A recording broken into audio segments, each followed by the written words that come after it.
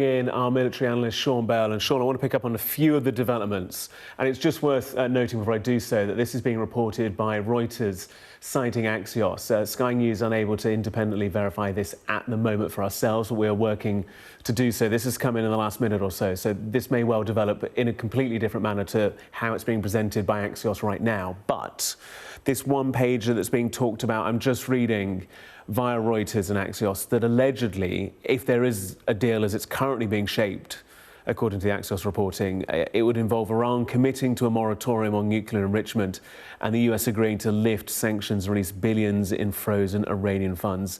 That at this, 10:07 in the morning on a Wednesday is what's being said by Axios.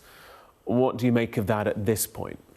First of all, ever since this conflict started, we've heard all sorts of statements, particularly coming from Truth Social, from the US president. And if we'd taken every one of them at face value, we'd be in a real mess today. I think the positive we can take out of it is, whilst there's no formal talks going between America and Iran at the moment, it's pretty obvious that Pakistan is still working hard behind the scenes. Now, there are lots of different components to this, as you say, things like unfreezing assets, sanctions relief and stuff like that. But at its core, it's the clear statement from President Trump that he cannot allow Iran to have a nuclear weapon. And therefore, I suspect lots of the other details will sort of fade in a way into insignificance. That's the key one. That's the bit that catches my eye on this statement about moratorium. Not sure what that means. Because the Iranians have been very clear that we'll delay talks about nuclear. The last time it was properly discussed in detail, it took nearly 2 years to get that concluded. They're not going to solve that in a matter of hours or days, are they? But it is a positive sign that there is clearly behind the scenes talks going on. And like we say, the caveat there being it's being reported by other news services. Sky News as yet doesn't have eyes on the detail there, but that's what we're hearing at this point. What we do know with a degree more certainty is that President Trump has pressed pause. He said he's done so on the Project Freedom setup. It was only about 48 hours old, or maybe a little older than that. Talk to us about what it was. We're already talking about it in the past tense. And what does it tell us about that plan? Does it tell us either that the Americans were struggling to make it credible, or, flip side, does it tell us that Tehran looked at it and went, oh, there's a bit of credibility to that. We might struggle to kind of push against it? Yeah, I mean, it is fascinating. We're seeing the Strait of Hormuz, Project Freedom. It was originally designed as a humanitarian effort. That's what President Trump described as, with 2,000 ships stuck in the Persian Gulf, 20,000 seafarers that were also stuck.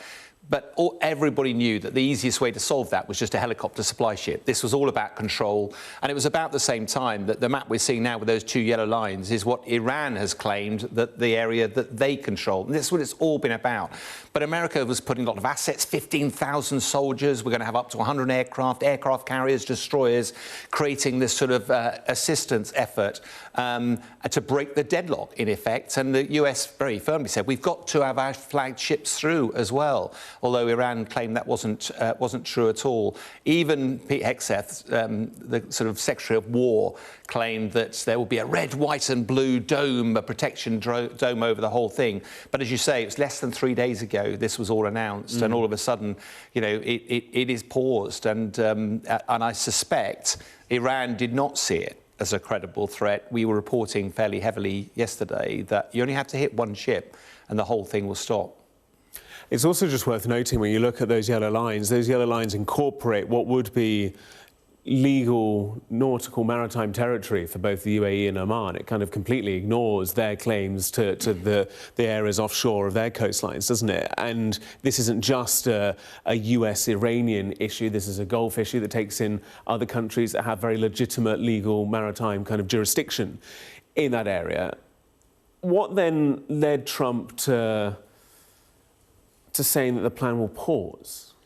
Yeah, what's interesting is that I think it's about 7:30 last night, UK time, the UK Maritime Authority said that a cargo ship had been hit. Now, in itself, that's no great news, but the very context of this operation being in place by the Americans, any vessels, civilian vessels going to hit was going to catch the news. And there's also reports that a French-linked vessel, San Antonio, several of the crew were injured and there was some damage made to that. Almost immediately, President Trump has claimed that there were progress being made in the talks, and that's why we're going to pause the operation. I think it's interesting when he says that great progress made in the talks. I was looking back, and I haven't managed to get a hard number yet, but it's over 40 times since the start of the war. We're on day 68 at the moment, that he's actually claimed that there's been great progress made. So I'm not sure that is entirely true. Most military experts I was talking to before said there was no military solution to this. They were expecting this to fail. So it shouldn't be any great surprise that actually vessels were going to be attacked. And sure enough, President Trump's had to halt it. Sean, good to have you with us. Plenty more from you through the course of the day, both here and on our online products as well. Check out YouTube for all the latest analysis from our military experts here on Sky News.